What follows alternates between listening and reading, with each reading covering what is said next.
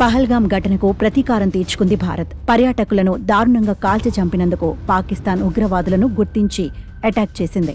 మంగళవారం అర్ధరాత్రి దాటిన తర్వాత కశ్మీర్లోని 9 ఉగ్రవాద స్థావరాలే టార్గెట్గా పేలుళ్లు జరిపి 70 మంది టెర్రరిస్టులను మట్టుపెట్టింది. ఇక భారత్ అటాక్తో పాకిస్తాన్ ప్రతిదాడులు చేస్తామంటూ పేర్కొంది. ఈ మేరకు తన వక్రబుద్ధిని మళ్లీ బయటపెడుతూ అమాయక ప్రజలను బలి తీసుకుంటోంది.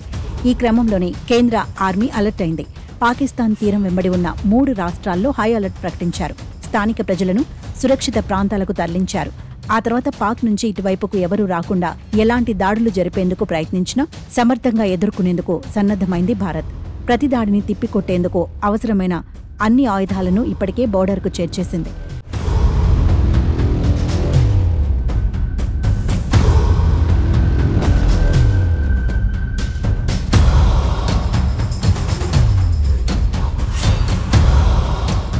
రాజస్థాన్, గుజరాత్, పంజాబ్ రాష్ట్రాల్లోని సరిహద్దుల్లో సైన్యం భారీ ఎత్తున మోహరించి గస్తీ కాస్తోంది. ఈ 3 రాష్ట్రాలతో పాటు కీలకంగా ఉన్న కశ్మీర్లో కూడా హై అలర్ట్ ఉంది. పాకిస్తాన్తో పంజాబ్ 532 కిలోమీటర్ల అంతర్జాతీయ సరిహద్దును పంచుకుంటోంది. ఈ రాష్ట్రంలో ఫస్ట్ ప్రయారిటీ అలర్ట్ జారీ చేశారు. పంజాబ్లో సరిహద్దు ప్రాంతాల్లో నివసిస్తోన్న ప్రజలను ఇప్పటికే సురక్షిత ప్రాంతాలకు తరలించారు. అలాగే రాజస్థాన్లో 1037 కిలోమీటర్లు ఉన్న పాకిస్తాన్ సరిహద్దును సైతం సీల్ చేశారు. ఎవరైనా అక్కడ అనుమానాస్పదంగా తిరుగుతూ కనిపించినా, ఏమైనా చేసినా వెంటనే కాల్చివేసేలా ఉత్తర్వులు జారీ చేశారు. రాజస్థాన్లో కూడా స్థానిక ప్రజలను సురక్షిత ప్రాంతాలకు తరలించడంతో పాటు గస్తీని ముమ్మరం చేశారు. బహిరంగ ప్రదేశాల్లో ప్రజలు గుమికూడవద్దని ఇప్పటికే ఆదేశాలు జారీ చేశారు. భారత వాయుసేన కూడా పాక్ దాడులను తిప్పికొట్టేందుకు సర్వం సిద్ధం చేసుకుంది.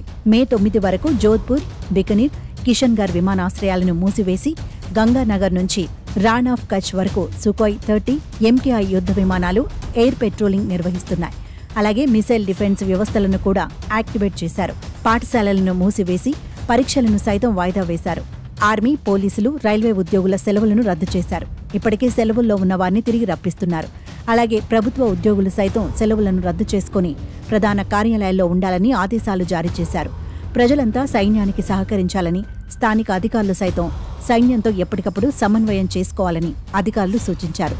మొత్తంగా పాక్ నుంచి ఎదురయ్యే ఎలాంటి దాడులనైనా ఎదుర్కొనేందుకు భారత త్రివిధ దళాలు సిద్ధంగా ఉన్నాయి.